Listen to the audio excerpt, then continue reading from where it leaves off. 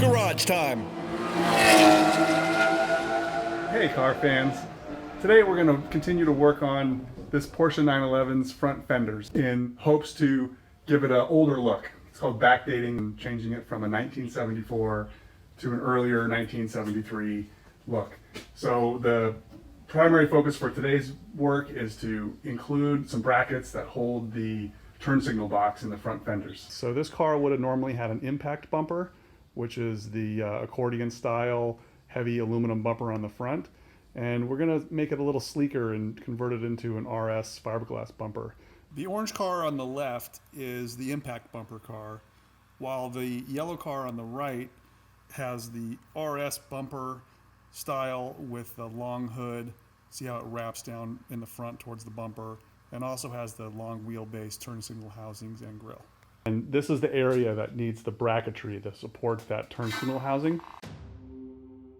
There are some aftermarket kits that let you do this, but from what I've been told in my experience is that they also need work, so they don't fit. They're a little bit pricey, I think about $600 for the set, and it's just a simple bracket. So I thought for this low budget build, we should just try to make it ourselves. And the brackets we're trying to make are going to support these two pieces. This is the turn signal housing. This is a kind of beat up original equipment housing, which I may or may not use. It's a little bit heavy. And then this is the grille that is just adjacent to it. So these parts go here and here. Okay, you can see here the original flange on this 74 Fender bends in. So I'm going to leave this curved area on this original fender, and then just bend a new flange, remove these old clips, just bend a new flange so that this housing has something to mate up to. I'm going to strip out the paint on this, just strip all the paint off so I can see what's underneath here. Already I can tell that there's a double thickness of sheet metal here. This portion gets folded over, and then there's a backing plate behind there that holds all the captive clips, which are rusted, but I removed them anyways. One thing I like to do when stripping is use this strip-a-disc. It's, I don't know, about 8-inch diameter. This is a Makita disc sander. It's got a good RPM to it, so it doesn't just disintegrate these wheels. But even though it's dusty and messy, this makes a pretty good stripper. Doesn't take off metal, only takes off the paint. So let's get to it.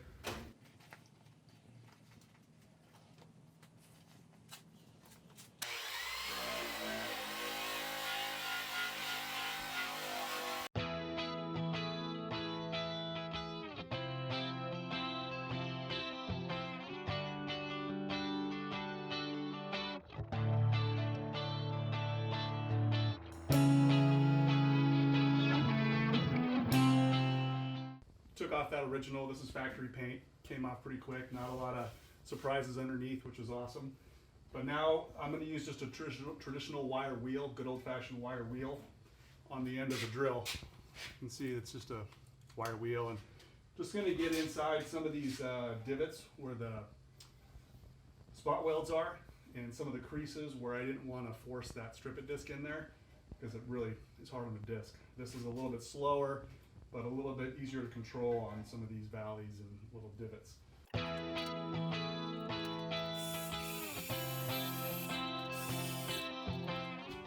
Aha, should use these too.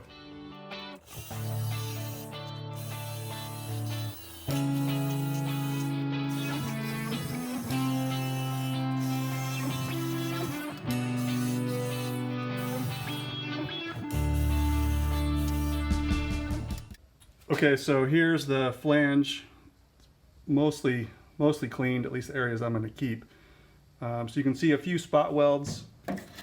These darker areas are factory spot welds, so we're going to drill those out and try to save the majority of this flange.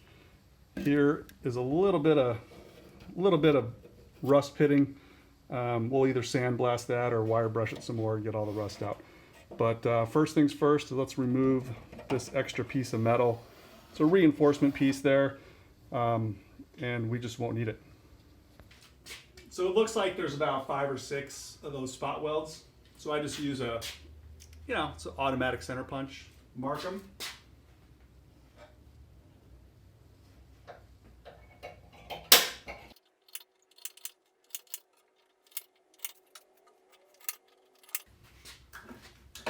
Oh, you can see like when I hit that with the spring punch, I can see, I don't know if you can see it on camera, but I see, rust from these overlapping flanges just dripping out.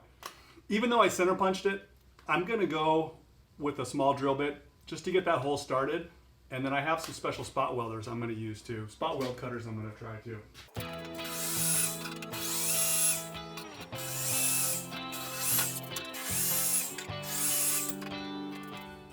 The next step is a spot weld cutter. This is a 1/4 inch spot weld cutter, and it's short, stubby. It's got a little point to it, so it should follow that 1/16 inch hole and get right through the spot weld.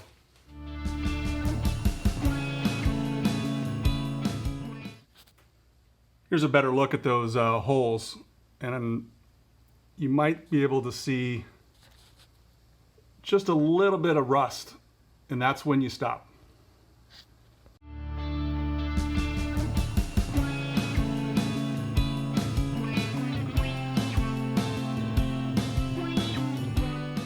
All right, it's coming along well.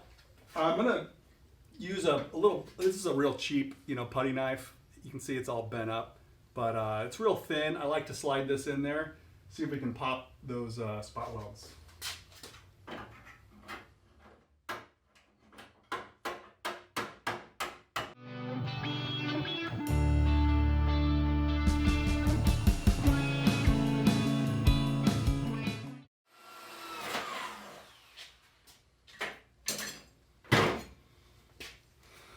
So there we go. It's got some rust on the back, which is another reason to remove it. Now that we've got this cleaned up and the extra metal removed, we're gonna mark a line as to where we're gonna bend a new return on this fender.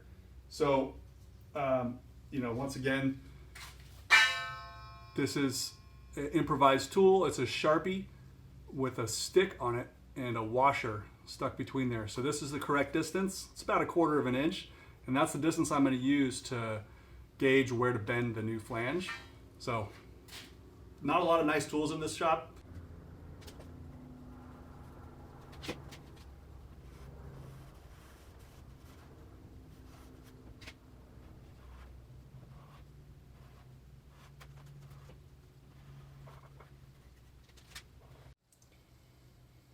Here you can see the new Sharpie line.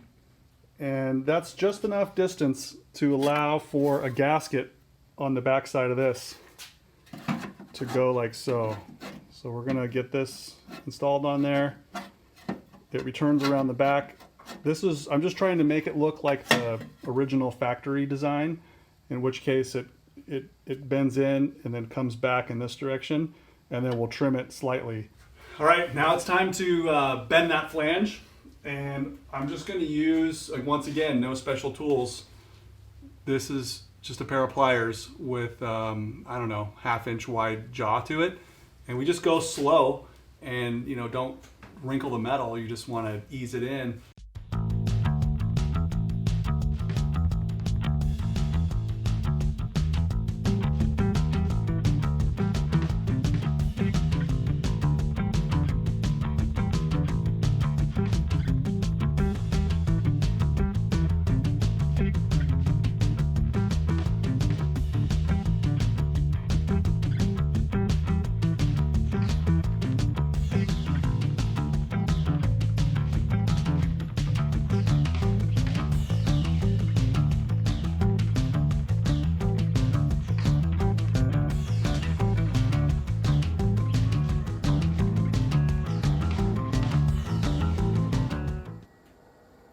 So here we are.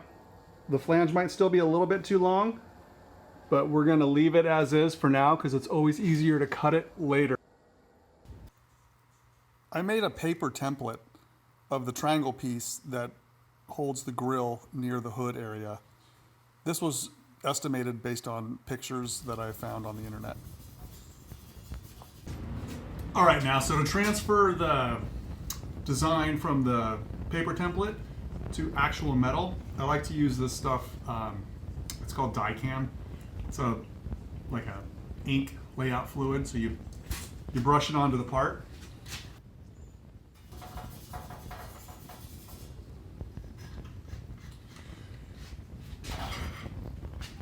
It looks like this. It dries pretty quickly. So this is just a more precise way to draw on metal. You don't have to push as hard, and it creates a pretty thin line when you use a scribe, so you know exactly where to cut. There are the fine lines that we will trim. So there's all kinds of ways to cut metal. This stuff is pretty thin. It's probably 20 gauge. So I just like to use these shears. It's less noise, less mess.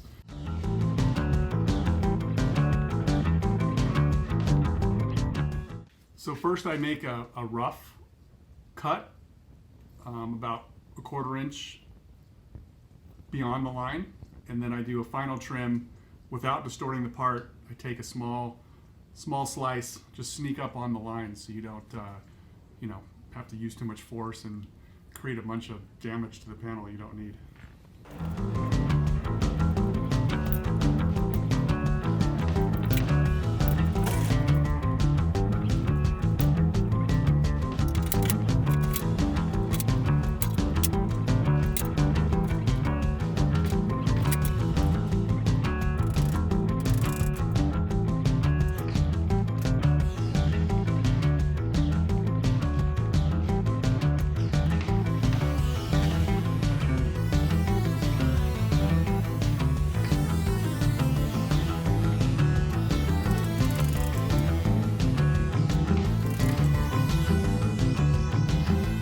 Here are the flanges, each of them bent.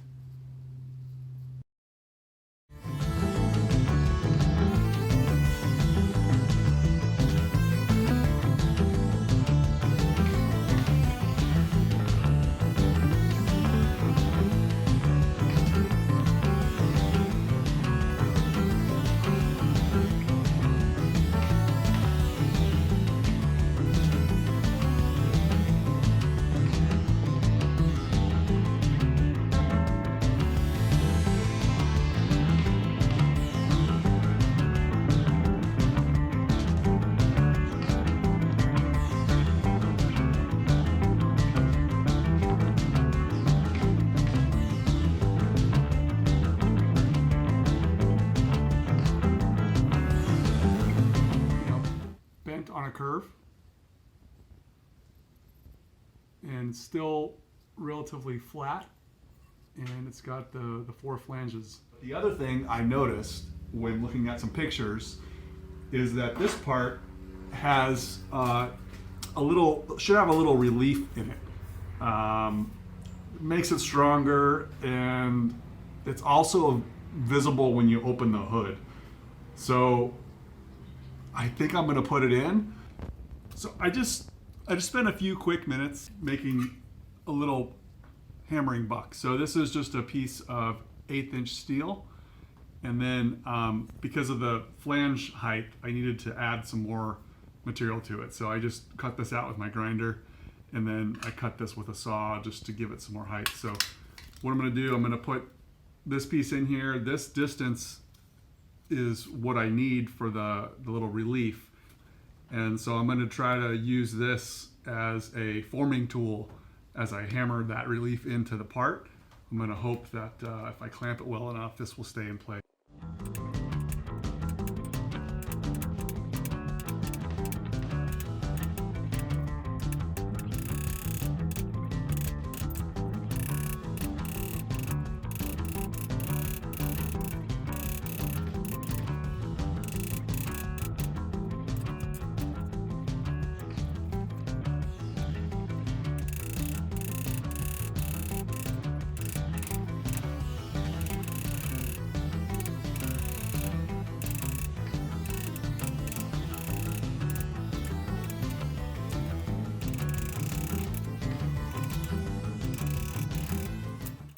I think you can see that there is now a relief into the part.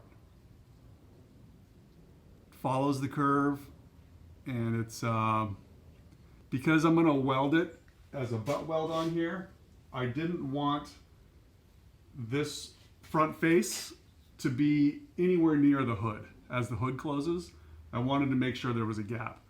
Okay, so here's the fit of these two parts. This is the grill. This is the new piece with flange. Kind of cleaned up a little bit. Still has a few hammer marks, but you know, it's handmade. What are you gonna do? These two pieces fit together pretty well, and now it's time to weld it on. Okay, now what I'm trying to do is I've drawn a line on my table with a extra piece on here, so I can try to get the curvature in a smooth path. So that's just what looks good to the eye. And then the grill, follows, I just traced the pattern of the grill onto the fender. So this all seems to look okay. And then the bracket is, contacting the grill on the back. There's no mounting tab yet, but I'm gonna weld the bracket on and then put the mounting tab on last, because that'll give me a little bit of adjustment. And the part I'm not sure about, I looked up how the factory did it, and they overlapped this section right here and welded it on. But what's happening is it's covering the fender mounting hole, and I want to use that mounting hole to get the fender mounted correctly. So I think what I'm going to do is, instead of overlapping these two pieces of metal, I'm going to butt weld it on the corner. So that way there won't be any way for water to get trapped in there. Well, that's all the time I have for today, and I hope you enjoyed the first video. I will be adding more videos once a week, and if you want to learn more about this channel or about this series, please like and subscribe below. Please look in the description section below for links to the grinder and sanding disc I use and some other tools that I think are very helpful.